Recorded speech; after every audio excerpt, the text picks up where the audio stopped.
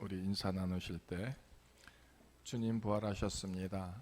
인사 나누시겠습니다.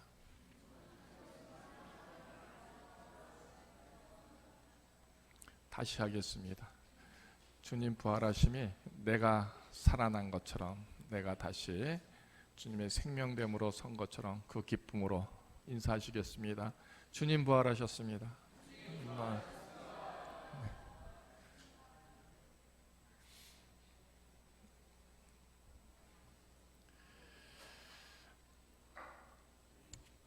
이 부활절은요, 교회 전승 가운데 가장 귀한, 그 어떤 것으로도 비교할 수 없는 전승이 세워진 것이죠. 초대교회의 복음의 전승은요, 이것 때문에 세워졌습니다. 뭐요? 그리스도가 우리를 위하여 죽으셨다. 그게 첫 번째고요. 두 번째는 그리스도가 장사되어졌다. 그리고 세 번째는 그리스도가 다시 살아나셨다. 이겁니다. 그 증거가, 그 고백이 세워진 종들에게서 초대교회가 세워졌고요. 그래서 그 절기, 전승이 오늘의 온 땅에 있는 교회들까지도 있는 것이죠. 그래서 교회의 기초는요, 그리스도가 나를 위하여 십자가에서 죽으셨다는 것과, 그리고 그 주님이 장사되었다는 것과, 그런데 그 주님이 다시 살아나셔서 그 살아나심의 은혜와 구속이 절대적으로 나에게 임했다는 것을 고백하는 그런 사람들을 가리켜 성도라 하고요. 성도가 모여서 하나님께 예배할 때 바로 그게 교회였다. 이제 질문을 던집니다. 사람이 한번 죽었는데 다시 살아날 수 있을까요? 예수님이 죽었는데 십자가에서 분명히, 그리고 장사까지 다 치렀는데 3일 만에 다시 살아나셨다. 여러분 믿으십니까? 네. 여기서 아멘이 나오지 않으면요, 우리는 실격된 성도다. 이겁니다. 교회가 그 기초에서 세워진 겁니다. 그래서 마리아를 통해서 빈 무덤이 증거되잖아요. 우리 주님이 거기에 계시지 않았다 할 때 그 주님이 부활하신 모습들이 제자들에게 나타납니다. 증거됩니다. 그래서 그들이 예루살렘에 모여서 함께 기도합니다. 그때 그 모임 속에 주님이 임재하시잖아요. 내가 다시 살아났다. 그래서 그것으로 말미암아 교회가 세워지는 거죠. 아무나가 아닙니다. 누구도 아닙니다.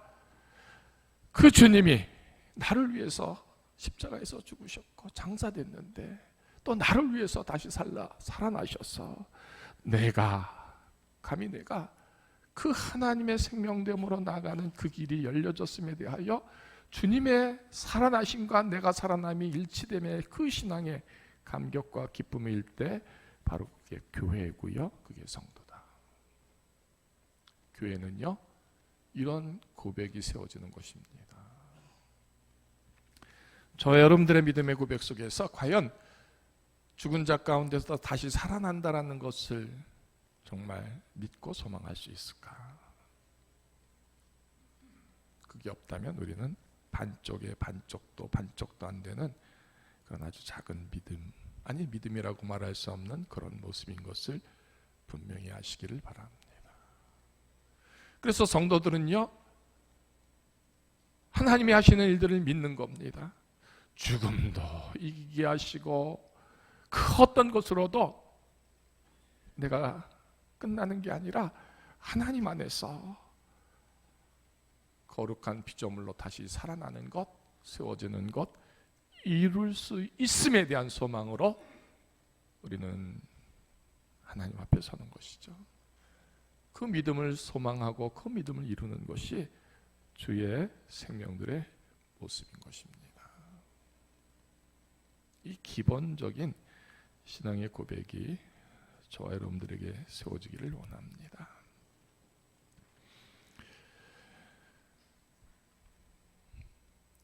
부활한 증거가 제자들에게 속속이 나타나죠. 네. 그처럼 주님을 따랐던 제자들에게 주님의 십자가와 죽음은 얼마나 절망적이었을까요?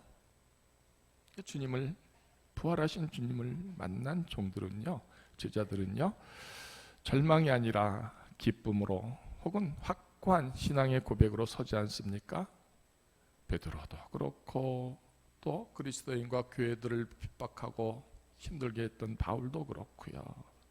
심지어는 예수님의 친동생이 있지 않습니까? 야고보도 부활하신 주님을 만나서 이제 그 주님을 믿지 않습니까? 초대교회 허다한 12제자들 뿐만 아니라 허다한 첫 성도들이 얼마나 많은 순교의 자리에 섭니까? 그 모든 일들이 어떻게 세워졌을까요?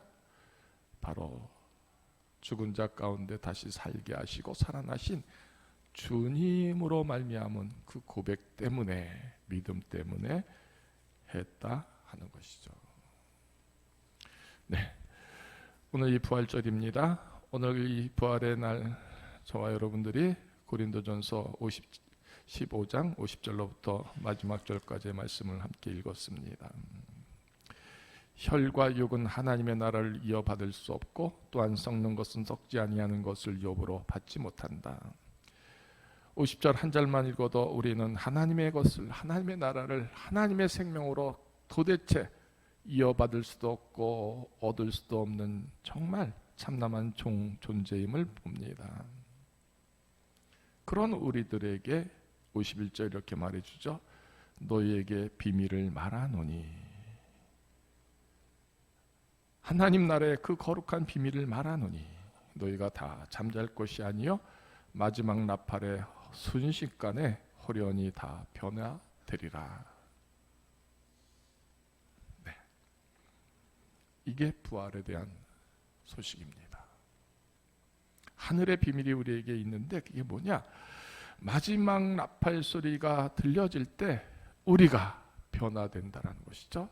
그 변화는 죽음 가운데, 무덤 가운데서 일어남, 그것이 되는 것이죠. 그래서 52절 나팔 소리가 나매 죽은 자들이 썩지 않을 곳에서 다시 살아나고 우리도 변화되리라. 아멘.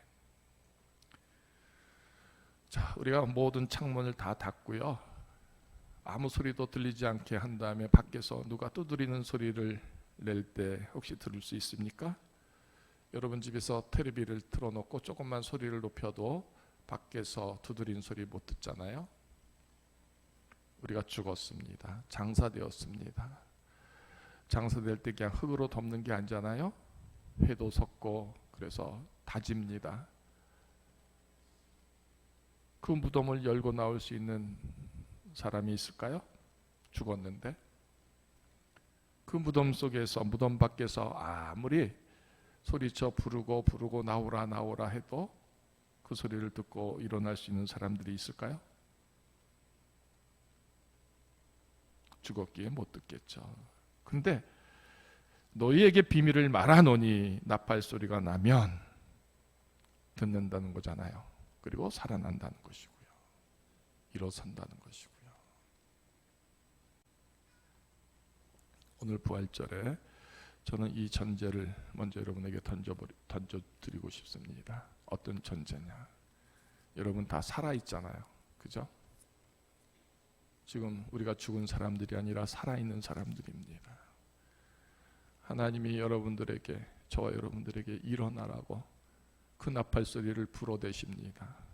들리십니까?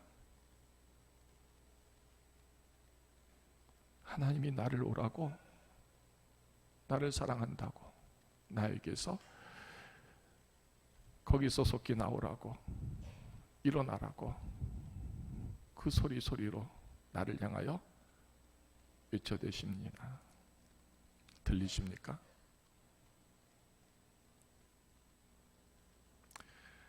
죽은 자들은 죽은 자들이기에 들을 수 없고요, 또 무덤에 갇혀 있으니 들을 수 없다 할 때, 그러나 우리는 지금 살아 있습니다. 하나님의 거룩한 성전에 있습니다. 하나님이 나를 향하여 일어나라고 나팔 소리를 지금 들려주시는데 우리는 듣고 그러면 일어날 수 있는가? 먼저 그런 질문들을 해보시기 바랍니다. 분명한 것은 죽은 자들이 썩지 아니할 것으로 다시 살아나고 변화되리라 했습니다. 이 썩을 것이 반드시 썩지 아니할 것을 입겠다. 이 죽을 것이 죽지 아니함을 입을 것이다. 그리고 같은 얘기지만 54절에 이 썩을 것이 썩지 아니함을 입고 이 죽을 것이 죽지 아니함을 입을 때에 사망을 삼키고 이기리라. 그래서 기독교의 부활은요, 전적인 하나님의 생명됨에 주신 거룩한 약속이고 이것이 우리의 믿음의 소망이고 이것 때문에 우리의 인생을 하나님께 드리는 것 아닙니까? 죽음을 이기고 살아나신 주님의 그 은혜로. 그러면 사망은 뭡니까? 사망은 죄고 죄의 권능은 율법이다. 그래요. 우리 스스로가 죄가 있습니다. 율법의 눈으로 보면, 율법의 가치로 보면 그 어떤 것으로도 벗어날 수가 없습니다. 왜? 다 죄이기 때문입니다. 그러니 이미 죄가 있는 우리들은 승리자가 될 수 없는 거잖아요. 사망이 나를 삼키고 사망의 그 굴레에서 영원토록 썩어져야 하고 영원토록 일어날 수 없는 우리의 존재됨 아닙니까? 그런데 우리 주님이 그 사망을 이기게 한다는 것이잖아요. 사망에서 일어서게 한다는 것이잖아요. 그 죄와 율법에서 자유함으로 주의 생명됨으로 나가게 한다는 것을 나팔 소리를 통해서 일어나게 하시고 한다는 것이잖아요. 우리의 믿음의 권능 속에서, 믿음의 소망 가운데서 이처럼 더 귀한 복음은 무엇이 있을까요? 없잖아요. 나 같은 죄인도 썩을 것인데, 버려질 것인데, 외면당할 것인데 하나님이 찾으셔서 다시 살게 하시고 살아나게 하신다.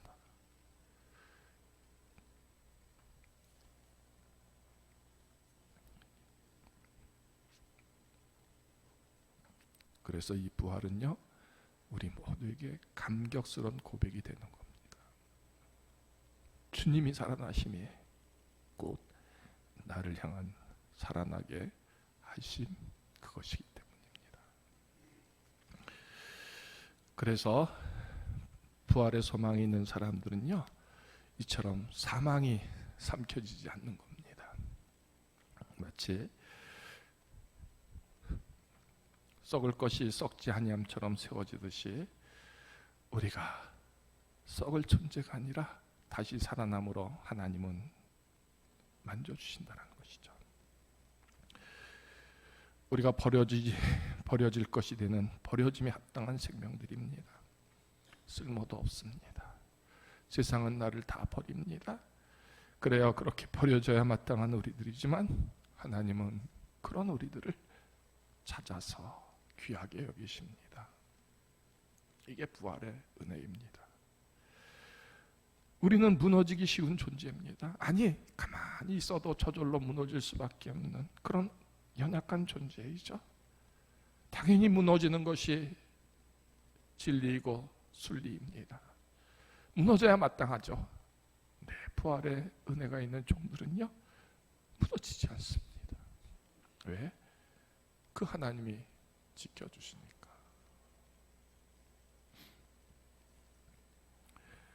곧 끝나야 할 생명들입니다. 끝나야 할 일들입니다. 끝내줘야 마땅한 그 모습입니다. 근데 사망을 이기신 그 주님의 사랑은요, 결코 끝이 아니라 새로운 시작을 이루십니다. 소망도 없고 꿈도 없고 마땅히 이제 아무도 쳐다보지 않는 그 상황에서, 누구도 돕지 않는 그 상황에서, 그래서 마땅히 끝남이 되는데, 그런데 그 속에서 또 싹을 틔우십니다. 새로운 시작을 열어주십니다. 이게 부활이, 그 단어가 주는 하나님이 사망을 이기고 열어주신 생명됨의 축복이다라는 것이죠. 당연히 망해야 됩니다. 당연히 거지가 되어야 합니다. 당연히 참남해야 합니다. 그런데 어찌된 일인지 그가 망하지 않습니다. 참남하지 않습니다. 하나님의 것으로 채워집니다. 하나님의 것으로 넘치게 하십니다. 하나님의 힘이 채워지게 됩니다. 그래서 회복되게 되는 것이죠. 다칠 것 같은데 다쳐지지 않습니다. 사람들이 다 닫습니다. 마치 무덤 문을 큰 돌로 막았듯이. 그런데 하나님이 그 무덤을 열어주십니다. 네. 죽어야 되고 죽을 것 같은데 다시 살려주신 은혜가 이처럼 있는 것처럼 바로 하나님이 함께 하셔서 그 비밀이 우리 모두에게 세워지는데, 나팔 소리를 듣고 그 어떤 경우에도 어떤 상황에서도 일어날 수 있는 생명됨으로 그 죽을 것이 죽지 아니하고 썩을 것이 썩지 아니하므로 서게 되는 은혜, 그것이 바로 주님이 주신 부활의 권능이고, 그것을 믿고 소망했던 초대교회 또 성도들을 향한 약속됨이 세워졌다는 것입니다. 그래서 저와 여러분들은 그 어떤 믿음의 고백보다도 더욱 귀한 것은 이 부활의 주님의 은혜가 내게 세워지는 것이고, 내게서 이루어지는 것이고, 내게서 그 고백이 세워지는 그것 되어야 한다는 것이죠. 그래서 그리스도 안에서 새로운 피조물이 된다는 것은 주님이 사망을 이기고 그 은혜로 우리를 택하신 그 열매 때문에 더 이상 죄가, 율법이 나를 얽매이지 않고 그 자유로움을 위해서 거룩한 성도로 살아가는 겁니다. 이 표현은 57절에 있습니다. 우리 주 예수 그리스도로 말미암아 우리에게 승리를 주시는 하나님께 감사한다. 어찌 우리가 세상을 이길 수 있겠습니까? 우리가 어찌 죄를 이길 수 있겠습니까? 우리가 어찌 율법에서 자유로움이 될 수 있겠습니까? 그 어떤 환경이든 어떤 조건이든 어떤 모습이든 거기에서 오직 주 예수 그리스도로 말미암아 승리를 주신다. 부활하신 주님이 있게 될 때 바로 우리의 결말은 승리자가 되는 것이죠. 그래서 초대교인들뿐만 아니라 부활을 믿고 소망하는 모든 성도들에게 주님은 이렇게 당부하시는 것이죠.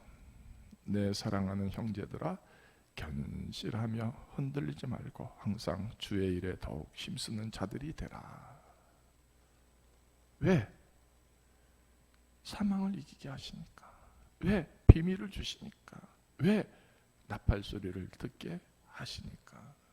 왜? 혈과 육과 같은 나를, 하나님의 나를 받을 수 있는 생명됨으로 사랑하셨으니까 당연히 견실하며 흔들리지 말고 주의 일에 힘쓰는 자들이 되는 것이죠. 여러분, 주의 일을 어디에서 힘씁니까? 먼저는 교회에서, 가정에서, 세상에서 힘쓰는 자가 되어야 되죠. 교회에서 힘쓰지 않는데 가정에서 힘쓸 수 있다고요? 저 세상에 나가서 힘쓸 수 있다고요? 전혀 그렇지 않습니다. 교회에서 주 대신 그리스도의 그 부활의 그 소망과 은혜를 여기에서 채우거나 여기서 나눌 수 없다면 우리는 그 어떤 자리에서도 할 수 없는 것이죠. 그렇지 않을까요? 하나님의 거룩한 성전에서 부활의 기쁨이 없습니다. 부활의 소망이 없습니다. 부활의 감사가 없습니다. 부활로 이겨낸 승리자의 모습이 전혀 채워지지 않는데 어디에선 할 수 있겠느냐라는 것이죠.